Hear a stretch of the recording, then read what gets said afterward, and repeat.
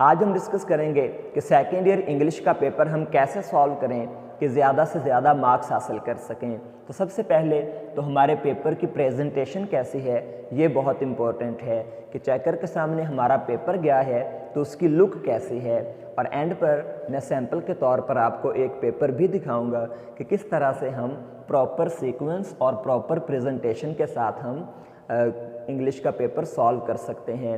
تو سیکوینس کے حوالے سے اگر بات کریں تو بعض اسٹوڈنٹس بہت بڑی مسٹیک یہ کرتے ہیں کہ جب بھی مثلاً بک 2 اور اس کے پارٹ 1 کا کویسچن سالو کر رہے ہوتے ہیں تو وہ ساتھ ہی ساتھ گڈ بائی مسٹر چپس کا بھی اندر ہی رائٹ کر دیتے ہیں اور بک 2 پارٹ 2 کے بھی کویسچنز مکس کر کے لکھ دیتے ہیں۔ اس سے چیکر کو بہت مشکل کا سامنا کرنا پڑتا ہے اور ہو سکتا ہے وہ کوئی مس کر دے یا آپ کے نمبر کٹ کر دے۔ اس لیے ایک پراپر سیکوینس کے ساتھ کہ جب آپ کچھ بھی رائٹ کر رہے ہیں بک 2 پارٹ 1 کا کر رہے ہیں تو تمام اجزاء اس کے کر کے پھر بک 2 پارٹ 2 اور اس کے بعد ہم گڈ بائی مسٹر چپس کے کریں اور درمیان میں کوئی بھی چیز اور رائٹ نہ کریں، یعنی کہ تمام اجزاء پورے کرنے کے بعد جب اگلا کویسچن شروع کریں تو اس کے بھی تمام اجزاء کر کے پھر اگلا کویسچن کیا جائے۔ اور اس کے بعد ٹائم مینجمنٹ یہ بہت امپورٹنٹ ہے۔ بعض اسٹوڈنٹس کیا مسٹیک کرتے ہیں کہ 4 ایسز میں سے انہیں ایک اچھا آتا ہوتا ہے تو سب سے پہلے وہ ایسے رائٹنگ شروع کر دیتے ہیں اور اسی پر بھی تقریباً 1 گھنٹہ گزار دیتے ہیں۔ اس سے پراپر ٹائم مینجمنٹ ہوتی نہیں ہے، بعد میں ٹائم کم بچتا ہے اور کویسچنز ہمارے کوئی بھی ہے مس ہو سکتے ہیں۔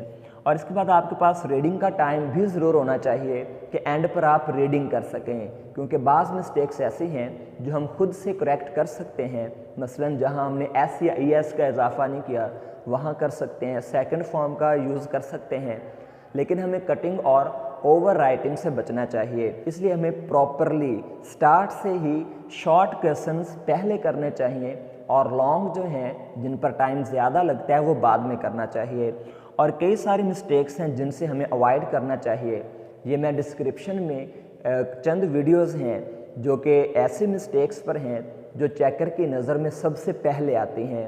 تو اگر آپ یہ ویڈیوز دیکھیں گے تو آپ بہت ساری مسٹیکس سے بچ جائیں گے اور انشاءاللہ آپ کے بہت اچھے مارکس آ سکتے ہیں۔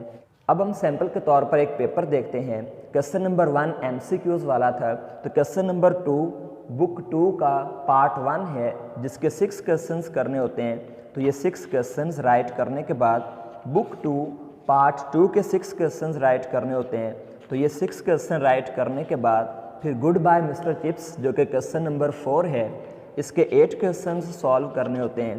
تو اس کے بعد آپ دیکھ سکتے ہیں کہ ایڈیمز اور فریزل ورب سالو کیے گئے ہیں۔ نیکسٹ ہم کویسچن نمبر 7 پیراگراف جس کی اردو رائٹ کرنے کی ضرورت نہیں ہوتی، تو پیراگراف لکھنے کے بعد پھر ایک پراپر لینتھ کا کویسچن نمبر 5 دے کر اب دیکھیں کویسچن نمبر 7 پہلے کیا گیا ہے اور کویسچن نمبر 5 بعد میں کیا گیا ہے، تو یہ کوئی ایشو نہیں ہوتا۔ اس کے بعد ایک پراپر لینتھ میں ایسے رائٹ کیا گیا جو کہ آپ دیکھ سکتے ہیں کچھ کوٹیشنز کا یوز بھی کیا گیا، اور اینڈ پر اس طرح سے ہماری پیپر کی ایک اچھی سی لک بن جاتی ہے۔ جتنی آپ پیپر پریزنٹیشن اچھی کریں گے، جتنا آپ کا سیکوینس اچھا ہوگا، جتنی آپ نے کٹنگ سے اوائڈ کیا ہوگا اور جتنا مسٹیک سے بچے ہوں گے، اتنی آپ کے پیپر میں اچھے نمبر آنے کے چانسز ہوتے ہیں۔ Thanks for watching, stay connected for more videos. Allah حافظ۔